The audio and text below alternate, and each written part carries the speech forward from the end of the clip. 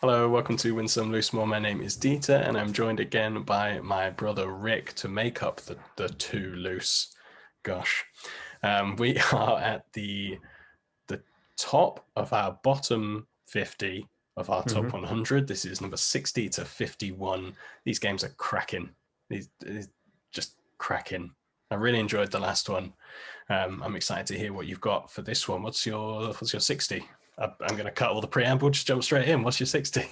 I don't think you've played this. It's a game called Coyote. No. Oh, Now, Liar's Dice. yes, Right. but mixed with the Rizzler game. Yeah, if we always call it the Rizzler game, people call it all sorts of things. When you have a piece of information that's on your forehead that obviously everyone else can see, but you have no idea what it is, Yeah. and you're betting it's Perudo, Liar's dice, whatever you want to call it, but there's some sort of maths rule on your head, like ×2 -7 or something like that, and so you're trying to guess what the sum total of the group is or whatever, but you don't have all the information. Mhm. And I like maths. I like the sort of Rizzler game sort of deduction side of things. It's really silly. It's really quick. It's quite fun to have Coyote as the version I've played. That I think there's lots of different versions, but you have like a Native American headband and a what's the word, like Feather. a feather in your hat. That I'm sure is not very PC, but it's I'm sure maybe that's why I keep reprinting it for the more PC naming each time. But Coyote is quite a lot of fun. I don't own it. It's always really, really expensive actually to get a hold of a copy. I played it in my local games cafe and just thought it was an absolute hoot. My number 60, Coyote. I don't like that kind of deduction. Sure. I don't like not knowing me. I like sitting there figuring out everybody else. That's the kind of thing I like. But sitting there going, I don't have the information just frustrates me. I quite like, yeah, I think I prefer that because I enjoy the puzzle more. Mm. It's like deductive reasoning rather than social deduction. Sure. Anyway. Fair. You haven't played my number 60 either. This is kind of my equivalent to Animal Animal, which you spoke about last time. This is my favorite snacking game. This is Men at Work. Beautiful production from Pretzel Games, where you're building a building site, kind of, but they're long, square sticks of varying colors, and you just flip over a card that says either build one of those girders or put a worker on it. And these meeples have hard hats. They're the loveliest little thing. But then you could need to put a miniature brick on their shoulder before placing it. But if you drop the brick off the piece before you've played, it sounds nightmarish.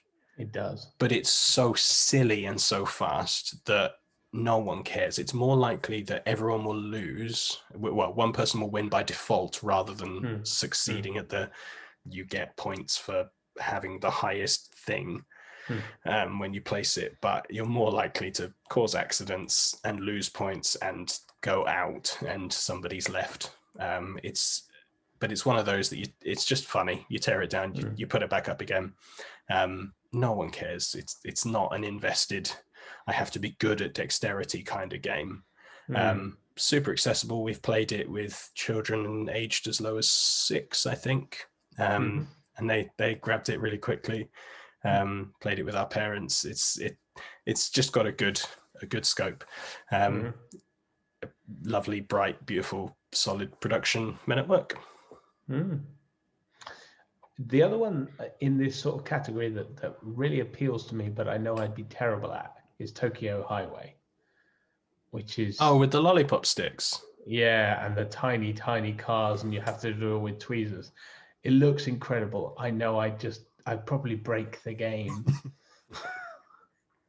But this does look like fun. My number 59 is Fox in the Forest. Hey. You mentioned it earlier in, I think, a couple of shows back. It's a 2-player trick-taking game where, again, you have that strange balance of how much do I actually want to win this trick? How, because if I get none, I do really well. If I get loads, I'm probably not going to do as well. I just, trick taking is not normally a genre I fall into very much, but I think the fact that it was just one-on-one, like, can I outmaneuver you? What are you going to do next? Nice art, good enough cards, it's all fine. But yeah, tricky, thinky, fun, Fox in the Forest. Nice. My number 59, also a card game, but we're back to drafting. It's a little game called Tybor the Builder. This is in the Alex Pfister All My Goods universe. Can't remember what the town's called. Newdale, I think. Yes. And it's kind of it's a prequel to Oh My Goods, because he likes throwing in narrative when there shouldn't be any. But all that translates to is that there are different scenarios, different minor rules that you can add to each game. So it slightly changes the game. But what he's done really well with this drafting game is that the cards are multi-use, so that you can gain them as the type of card they are, the population that they are, and then they go towards a set collecting thing. Or you can add them to your supply and use their symbol as the resource. So then later you can spend those cards to build one of the buildings, which gets you the end of the game points. So there's that balance between set collection and tableau building. And then everybody's board, it's a card, but basically your player board, on the back of it has a secret: you also score points if you build these types of buildings. So it's asymmetrical enough, it's multi-use cards, it's super simple, and then because it's got those scenarios which just change the rules ever so slightly each time, just a lot of fun in a tiny box. I picked it up in a sale for under £10. I think it was really worth it, in like a no thanks size box. It's tiny, it's just a deck of cards, that's all it is, but good fun for what it is. Tybor the Builder. Wow, man, this sounds good. I love multi-use. I love multi-use cards. You've piqued my interest there. Very good.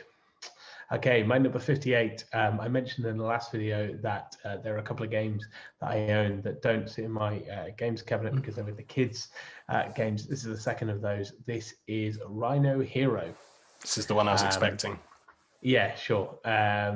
It's another dexterity game. I actually played it this afternoon with our 4-year-old. Not all the full rules. The full rules have got a kind of Uno edge to them, and don't take that the wrong way. Basically, you've got a hand of cards, 5 if you're a multiplayer, 7 if you're in 2-player, and it's the first person to get rid of their cards.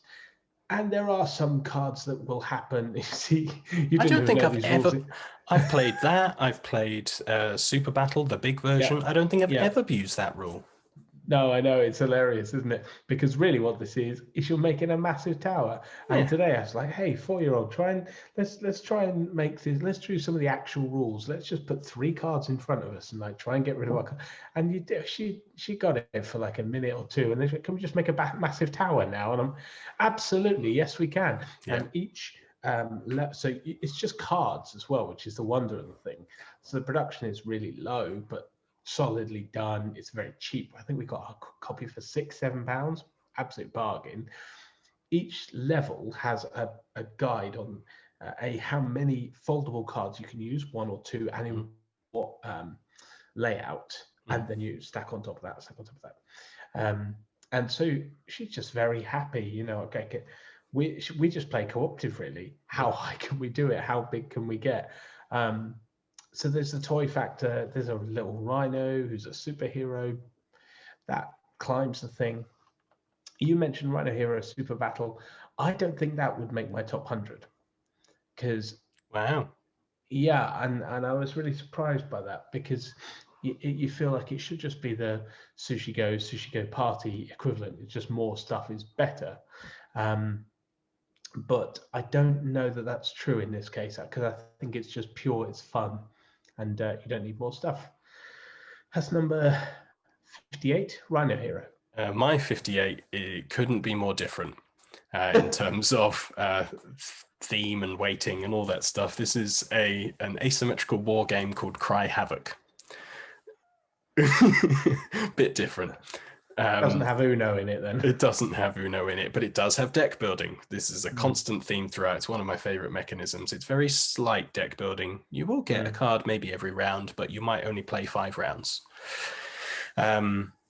It's up to 4 players. And it's one of these, because it's asymmetrical, everybody's very different in how they play. We'll talk about a better one another time. But this one is really interesting. And so it specifies, if you're playing at 2, play with these 2 factions. If you're playing at 3, use these 3, because there's a 4th faction, which are always present, but they're either done through tiles and it just generates stuff for you, or then they're the 4th player and they take control of it and do their own thing. Yeah, sure. This I mentioned a game last time, I don't remember what it was, but that I picked up super cheap. This is one of those that's just always cheap. It was what, £16, I think, and it's this big production. The miniatures are great. I don't care about miniatures, but they're solid stuff. You're buying about £16 worth of plastic. If you just want little toys for like a Lego thing, then great, they're brilliant for that. But one faction is about spreading out on the board, because area control does win you points, but it's not the only way to win points. One of them's about building up your tech and having special powers. One of them's about generating resources and doing Euro-y stuff. And then the 4th faction is just a get off my land type that just kind of gets in your way. So they feel very different. They're good fun. This is in a tricky place. I really enjoy it, which is why it's as high as it is. But I've played it mostly at 2, so I haven't seen the full scope of it. The resourcey faction is tougher. I think to take this to 3 new people would be hard. There's one faction that's super easy to understand, not to win necessarily. And then, there's 2 slightly easier ones, but the 3rd and 4th, the resourcey people and the get off my land, have a little bit of a curve. So that I'd rather, I think, play 3 player, still have the automated trogs, and I'll take the resourcey faction. But because there's even that conversation to be had, it just holds it where it is. Sure. I really enjoy it. I think I'd enjoy it the more I play it, because you get to understand the subtleties of each strategy. But for now, this is where it's settled. Cry Havoc. My 57 comes with an enormous caveat.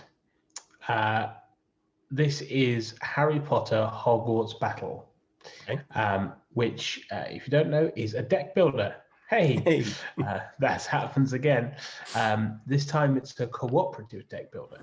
And USAopoly, the op, I can't remember what the design team within that did it. Deck building was the right call, because very similar to, let's use Dominion as our base point again. You have 10 cards and you will deal out 5. That will become your first hand, and then the other 5 will become your next hand.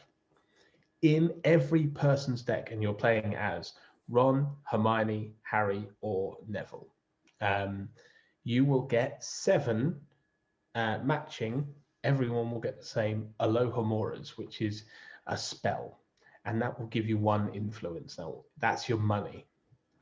And then everyone will both get 2 items. So you have spells, you have items, and items might be, if you're Harry, you've got the invisibility cloak and the firebolt. If you're Hermione, you've got Tales of Beedle the Bard and the Time Turner. And then you then also get an ally. And that's could be an animal or a human. So for the kids who you start with, that'd be Trevor the Toad if you're Neville, Crookshanks if you're Hermione, Pigwidgeon if you're Ron, and Hedwig if you're Harry. So you've already got some asymmetry in there. And some of the asymmetry doesn't even really play out until you get further into the game, because how this works is it starts at Harry Potter and the Philosopher's Stone, or Sorcerer's Stone if you're an American, and you have a very simple rule set for a game that's really for 8-year-olds, because 8-year-olds read those books. Mm-hmm. And then in game 2, they keep all the same stuff and add some complexity. And it makes the villains a little bit harder. And you have to defeat so many villains before they do something, blah, blah, blah. That's how it works. And they, do bad stuff each round. They hex you, whatever. Then book 3 gets even harder again, 4, 5, and they add in more complexity and they add in more difficulty. And by the time you get to 7 and you have to defeat a whole stack of villains and defeat some other things before you can defeat the final villain, if you've read book 7, you know what I'm talking about. There's loads of stuff going on in here. And some of the asymmetry I said doesn't really play out until you get to the end. One of Ron's items is Bertie Bott's every flavor beans, which gets you something bonus if you give a friend something. What it turns out is he's really good if he has loads of allies in his hand. He's a confidence player, and he always gives the opposition an extra bop on the nose if he's been buoyed up by his mates. And you're like, that's really neat design and really thematic. There are 4 currencies in it that match to the 4 houses. Mm-hmm. You've got more cards for Ravenclaw, more knowledge, more influence if you're Gryffindor, more health if you're Hufflepuff, and more attack if you're Slytherin. And it just works. It's really, really smart. And then with your influence, what are you going to buy? New allies, Molly Weasley, Ginny Weasley, Dumbledore if you can afford him. All of these guys that are here. That's Sirius Black, Minerva McGonagall. And then you might buy new items. You might buy a Polyjuice potion, which enables you to copy the ability of another ally, obviously. There's so much Harry Potter nerdery in here that it's just really exciting. Yes, I want to recruit Fawkes to my deck, the Phoenix, because he's really good at healing people, blah, blah, blah, blah. Of course you want the Elder One. Here's a caveat. If you don't like Harry Potter, stay well clear. Because the game is fine. The game is solid. We house ruled a couple of things because if the wrong thing came out in the wrong time with the draw, the game was basically unwinnable, and that's never fun. You want to have an arc of it gets harder as you get stronger. And probably 6 times out of 10, it does that on its own. So for the other 4 times, we just house ruled it a little bit. That is because my wife and I really enjoy Harry Potter. And so the prospect of recruiting Molly Weasley to our team and her healing Neville just before he gets beaten up by a Death Eater as you work in a team is very appealing. If that doesn't appeal, the game's fine, but you just won't enjoy it anywhere near as much. So if you're a Harry Potter fan, get Harry Potter Hogwarts Battle. You'll absolutely love it. And there's a lot of game in there because it takes place over 7 books and each one is quite tough as it goes along. If you don't like Harry Potter, ignore everything I've said for the last 5 minutes. My number 57. I got halfway through listening and just wanted to shout nerd at you. What are we doing here? Wow, if not nerdery? It's so niche. Well, no, it's probably more popular than board games, isn't it? Mm-hmm. My number 57. Do you like noughts and crosses? No. Oh, the correct answer is yes. Do you like Phil Walker Harding?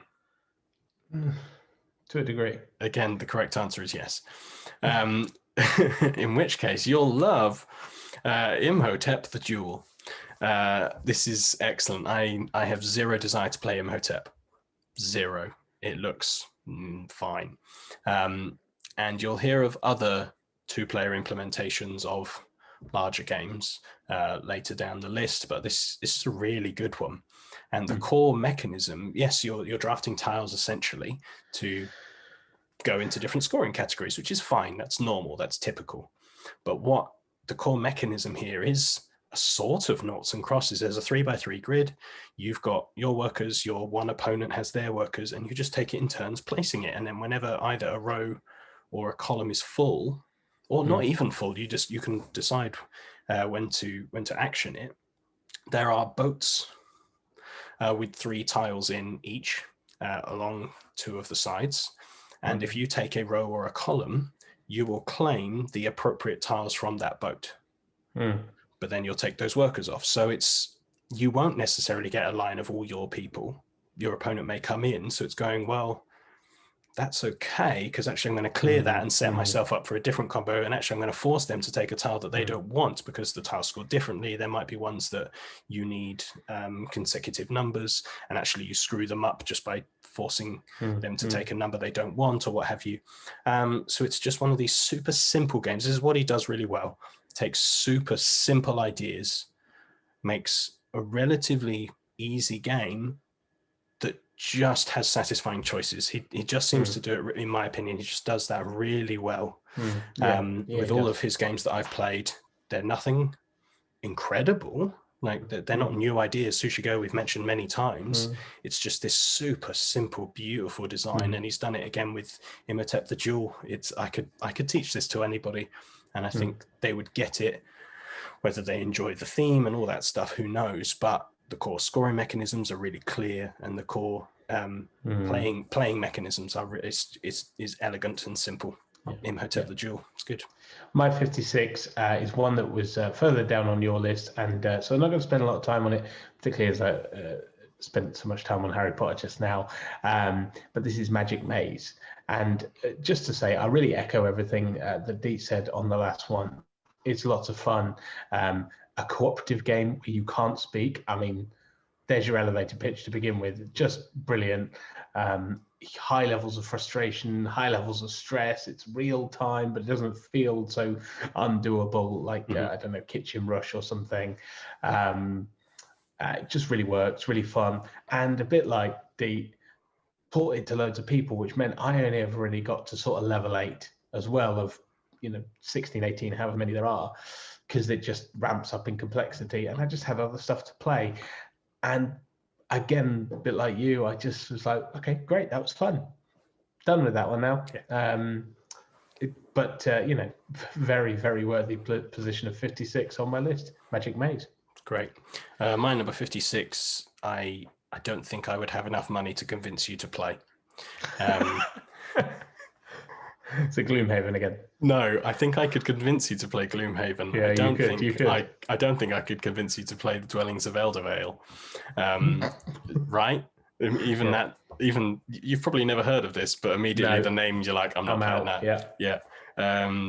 It's from Breaking Games that did Rise of Tribes and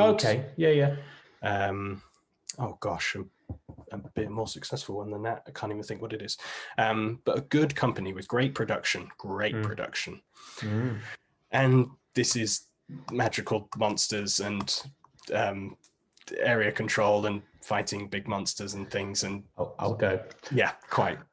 I am having so much fun with it. It arrived about a month ago at time of recording. And it's coming to retail soon. It's a lot of fun. There's exploration where you're building out a map of tiles like other games we've spoken about. And the reason I quite like the fighting the big monsters is if you do it in a certain way, you get to then control the big monsters and they become one of your units and go out. And every faction is asymmetrical.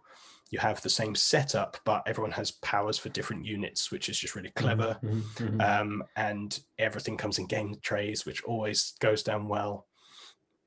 Again, it's just one of those collections of things we've seen that just come together really well in this giant box of fun, but it's magical fantasy stuff that you will hate and never play and will... I like the aesthetic. It's not its main selling point, but the aesthetic is good, but you will not like the aesthetic at all. It's my kind of thing. It's what you would call my kind of rubbish. Your kind of rubbish. Yep. Yeah. Dwellings of Eldervale, 56. My number 55 is a game I was really surprised that I liked, actually, because this would be one that I'd put in a box that my wife would really like and probably batter me at, and yet I was quite good at, and that's Dimensions. Okay. In Dimension, you are stacking, was it 15 balls? 11? I don't know, into a pyramid, and they are different colors. And you score points by how big you build your pyramid. That's easy, surely. You've got a little grid that holds them all in place, except that each turn there are different rules. Orange balls can't touch white balls. which have to touch green balls, but then aren't allowed to touch orange balls. And you can only use one red ball in the whole there aren't red balls, but so it goes on. You're like, oh, right, okay.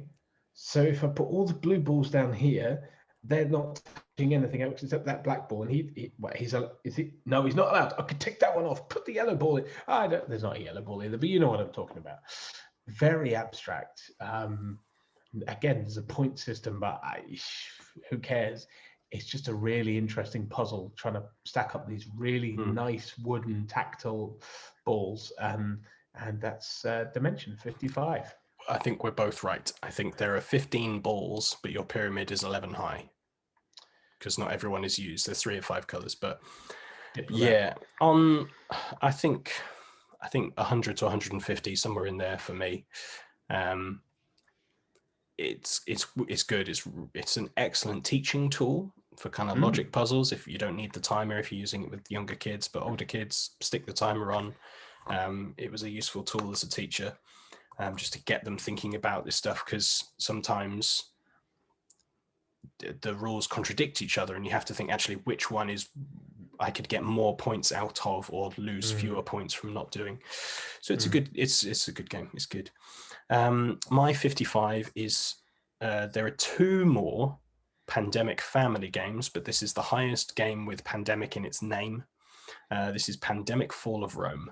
This adds just enough. Well, I wouldn't even say it adds anything to it. It's almost a completely different system. Compared, it's probably the biggest departure and still be called Pandemic, except maybe Rapid Response you mentioned before, where you are Rome collectively, it's cooperative still, and you are fending off the invading hordes and trying to do that before Rome declines. But there is actual combat. Instead of just using action points, you now have dice. And it's co-designed by Paolo Mori, who's done a couple of really interesting and diverse things. Oh gosh, I've forgotten them immediately. Libertalia and Vasco da Gama. Yes. Which I've enjoyed both when I've played them. And so it was a really interesting one to me. It added kind of things to Pandemic that I looked for, but this does the first true solo mode for a Pandemic game, where I'm not sitting there playing 2 players. I'm not doing 2-handing. I've got my own stuff, and then there's like a bank that I can put stuff off to the side. So it's 1.5 players instead of 2. So that it just ticked every box. But I'm not huge on cooperative, and I have more games that we'll talk about later that I prefer solo. So it just wasn't getting played. But as a system, as something that I wanted to introduce people to and show, and whether you like Pandemic or not, I would take it as its own thing. It's the most distinct. For me, yeah, it works really well. Fall of Rome. My number 54 by Matt Leacock was a heartbreaker to get rid of. And it's over your shoulder. It's Thunderbirds. Thunderbirds is a cooperative game from Matt Leacock, designer of Pandemic. It's great. It really works. There's a good level of threat. And almost like with the same caveat, if you like the IP, like with Harry Potter, you probably will like Thunderbirds. I think the game is better in Thunderbirds than the game in Harry Potter. But I think the IP is stronger in Harry Potter. So there you go. I really enjoy it. I really miss it. My edition, because it was a Kickstarter one, and I went to the launch party of it, had a sketched image of Thunderbird 4, my favorite Thunderbird, in the lid. And so somewhere floating out there, if you've seen that, that's mine. And he drew it for me. But we didn't play it because my wife didn't know Thunderbirds, didn't care for it. And yeah, that whole IP caveat, if you don't know it, you're probably not going to enjoy it as much as the person who does. So it didn't last. But the game is solid. And I think I will play it again in about 4 years' time when my 4-year-old is 8, and my 4-year-old who really likes Thunderbirds and likes the new ones, but she'll be totally fine with the fact that this is all the old IP stuff. I think will enjoy zooming around the world and saving people together and foiling their hood schemes, because it's a lot of fun. My number 54, Thunderbirds. In fact, it's my number 5, 4. Oh dear. My 54 is one of the first games I got that I hadn't played. So I picked up a couple of games that you'd introduced me to early on, or suggested, like Star Realms or something like that. But this is one I discovered myself. This is Alien Artifacts. This is a Portal game not designed by Ignacy Trzewiczek, but rooted in the kind of Imperial Settlers 51st State system. It's slightly different, but it's got the kind of central column player board that those have. But with this one, you're gaining cards. So you've got a hand of cards, which are kind of your resources, but then you're buying either ships, planets, or whatever the third one is.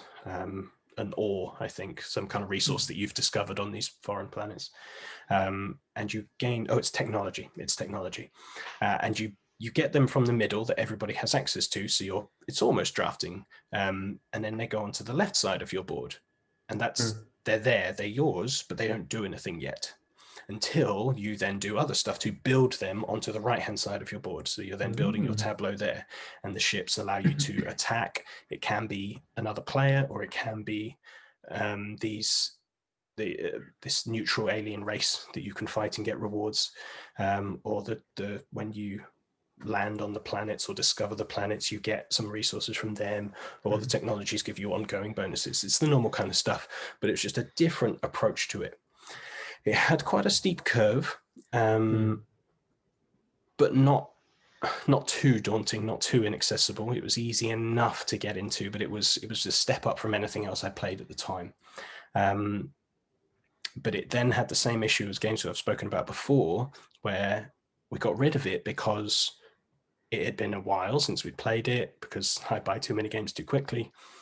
And then it was just that, we have to relearn it. And it was just, I don't want to have to go through that again. I know I enjoy it. This was a top 10, I think, at one point when I first played it, because I loved it. And I would happily play this anytime. But it's just been pushed down and down as it's been further and further ago since I played it. I would say 2-player is where it's at. It says 4, don't do 4. It'll take forever. And attacking, I'm not a nice person. I mean, in the sense of, He's not. I don't mind attacking other players, but this one felt borderline cruel.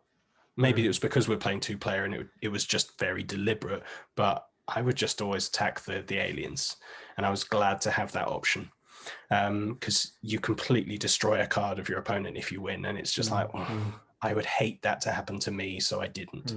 Whereas other things where it's just for control of a territory, that doesn't bother me at all. But Alien Artifacts is good, and again, relatively inexpensive. They've done a couple of expansions, which are good. They just add more of the game, but just slight twists. It's, good stuff. Inexpensive Portal, good production.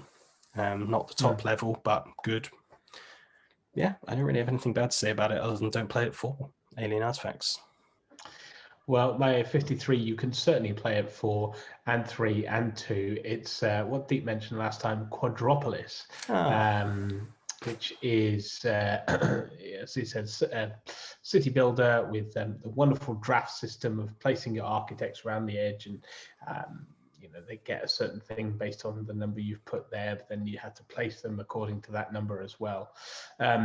Again, Deep chatted a bit more about it in the last list, so I won't repeat all that. The one thing I would add, though, to what you mentioned last time, is the not only does it scale well 2 to 4 players, it scales well from gateway to gamer game as well. Because what you didn't mention is on the other side is a whole different game. Not a whole different game, it's still Quadropolis, but expert mode.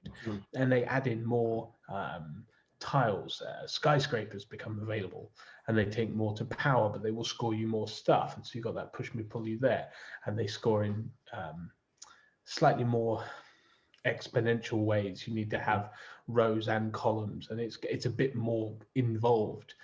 You've got monuments. You suddenly have a pool of architects. You don't just have yours that are 1 to 4. You have a corporate group that are 1 to 5 for however many people are playing.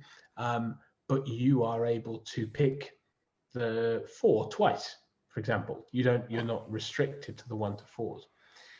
And I mean, we can talk about it again.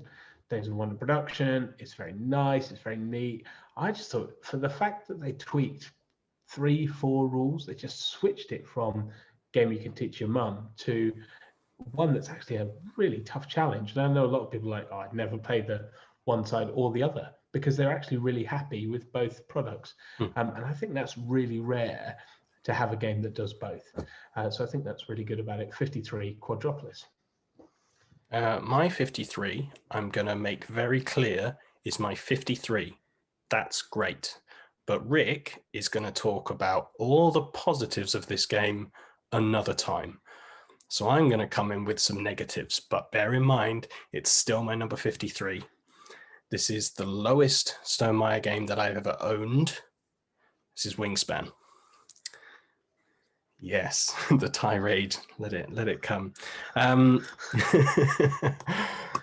don't like this game at all. Oh, what are you talking about? It's beautiful. It is beautiful, and production. Oh, can't ever complain for how they've constructed this product.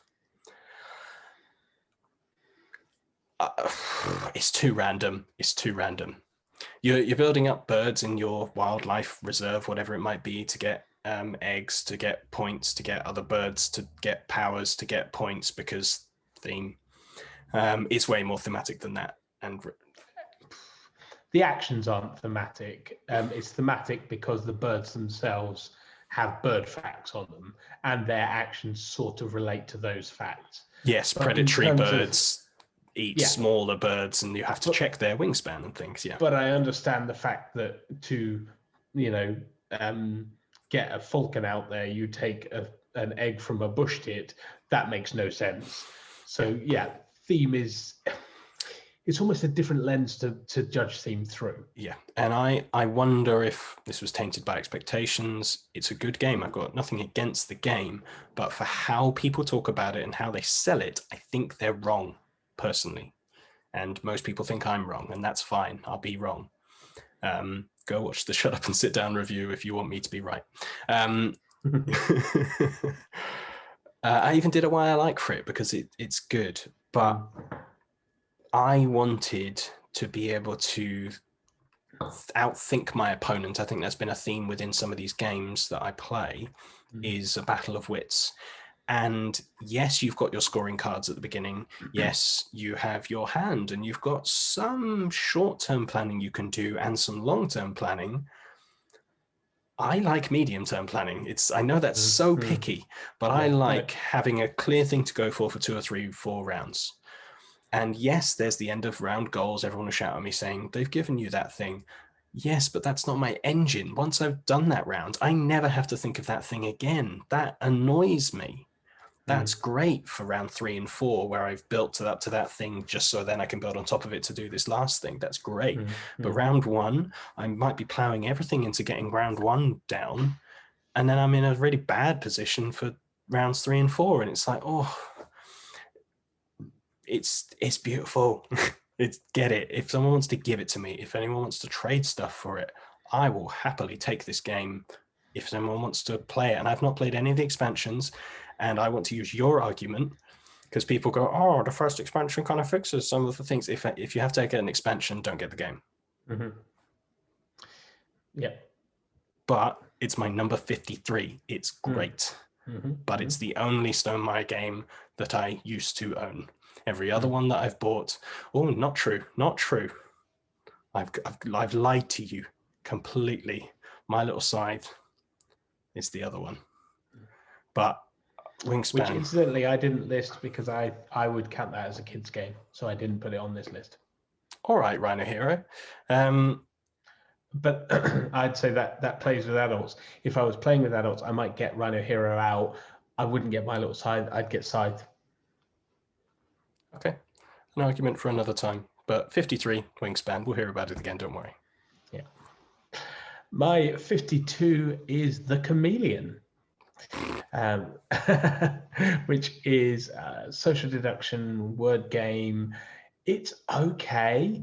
I think the reason it's so high on my list, I mean, partly, I think I bought it for £3 in Oxfam, so in Heaton in Newcastle, and so I mean, great, it gets up the list because it was a bargain. It matters. It does. How you get stuff is almost as good as what you get. But I'd played it before and it was fine. I will stress again, we're recording this in 2020. And so our experience of games is seen through a different lens. And this worked on Zoom and was fun on Zoom. How do you do the selection? How do you do who's the chameleon? Yeah. Everyone closes their eyes and then one person flashes the card in front of the thing. That's all you need to know. Everyone else, the rest of it's just a grid so you can check. You send a photo of that to everyone on WhatsApp. And so that everyone has it. And then, even if you're the chameleon, you're looking at your phone going, hang on, what are the 2 dice there? What am I? So I won't bore you with explaining the rules, but there's social deduction, there's clue giving, there's wordplay, there's some topics. It's a lot of stuff going on. And it's just quite fun, and it works on Zoom. And so it's probably artificially high on my list, but we've really enjoyed it recently. 52, The Chameleon. My number 52 is my staple worker placement. A bit of a harder sell for you, again, for theme and aesthetic. This is Lords of Waterdeep. Now, a couple of things. I do play D&D, so I'm not averse to the world, which you might be. I like, as much as all the time I've said I like twists on things, I like a developed or slightly strange version of things. There is something to be said for purity. And this is kind of my introductory pure worker placement game that I would suggest. It's so simple. It's just fulfilling contracts, and it's cubes instead of the types of workers that it is that you're trying to get. And actually, I think that works to its benefit. If you got all these things, it would almost look more confusing than it does with just cubes.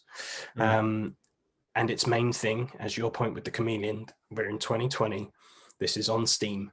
And I've played so much of this since March, whenever we first went in.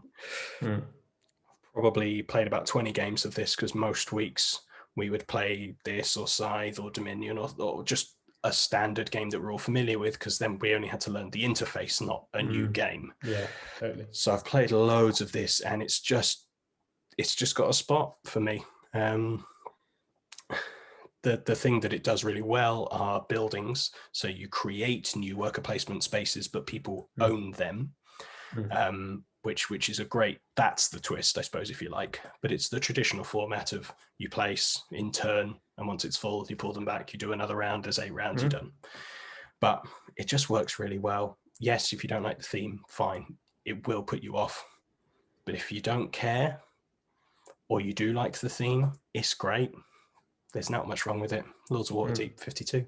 My 51 was on your list last time. So again, I'm not going to give it too much airtime, and that is Hanamakoji. 2-player only. I split, you choose. Very, very simple rules. And, I will mention one other thing that you didn't mention, but just to say, the rules are really, really simple. And one of those brilliant games where you just go, this achingly simple, and I don't know what to do. What is the best thing to do? I just don't know. I'll go with that. Oh, that sort of worked, and it sort of didn't. Very compelling, very short, and the thing you didn't mention last time, gorgeous. Gorgeous. Okay. I think it's definitely of a theme. It's definitely of a type. And I like that type. Like you give me that. I mean, to pick the example you just gave, Lords of Waterdeep. Sure. And this all day long, never ever going to give Lords of Waterdeep a second glance. Hanamikoji, wow, what is that? That's a good looking game. Sure. Thanks very much. I'll play that again. Number 51. My number 51 was on your list last time, which I think is an even more attractive game than Hanamikoji. This is Takenoko. No, you're wrong. You're wrong. Hanamikoji is much more attractive. Have you picked up that panda? I don't. Have you looked that little cute panda in the face and told it you think it's hideous? Maybe How could it's just you? that You monster. mine was a little bit mispainted. I don't know, but those blue eyes, they freaked me out. Actually, I didn't like it. I thought that was one of my least favorite things. Oh no, the art on the box is the cutest thing in the world. Hanamikoji. Yeah, that you've got the little comic at the beginning of the Emperor of China giving a panda to the Emperor of Japan to make peace or what have you. Who cares? Stacking bamboo, and there's a giant version. Yes, I've seen it. I've held it in my hand. Comes in a giant box, and the bamboo pieces, each individual one's like that big, and the gardener's huge, and all this stuff. But that aside, as Rick mentioned last time, again, I won't go into it too much because he's already talked about it. It's just a lovely, comfortable, breezy game. There's not huge amounts of thinking to it. Yes, whether something is irrigated or not is probably the only real challenge. And yes, you can get lucky by scoring cards that you've already completed, and sure, but it's not a deep, heavy game that makes you feel robbed. You just go, well, that was fun. And the narrative that you can put in from that weather die of like lightning strikes and it scares the panda. So you get to move the panda wherever you want before your go. It's just like, oh, that's lovely. Or the sun's out, so you work harder because it's a lovely day. Like there's enough kind of thematic ties. And it's Antoine Bauza, same designer as Seven Wonders. So it's just a clean system with a couple of twists. There's a few designers like that I spoke about for Walker Harding before that just do that kind of thing. Take nice ideas and just make them accessible for people in a lovely package. Takenoko, great production. That's my 51, and that is the top 50. The bottom 50. We're halfway, whatever. There's 50 left. Gosh, we'll get there. And until then, if you want to find out when these videos come out, subscribe to the channel. Hey, segue. And hit the bell icon so you stay updated when the new videos come out. I do a range of different videos, talk about mechanisms, talking about design, talking about reviewing different games. So do check out kind of the different videos that we've got. And in between, you can follow me on social media by searching Win Some Loose More on the usual platforms, and you will find me. Do you follow me? I'm going to throw in some guilt now. I don't know how. We're that weird in between age. We're not quite millennials, but we're not quite old enough to try hard. So I feel that I'm really bad at social media, but it's there. But we'll see you again. Thank you very much for watching. I've been Dieter. Oh, I'm Rick. Yes, there we go. See you again. Bye.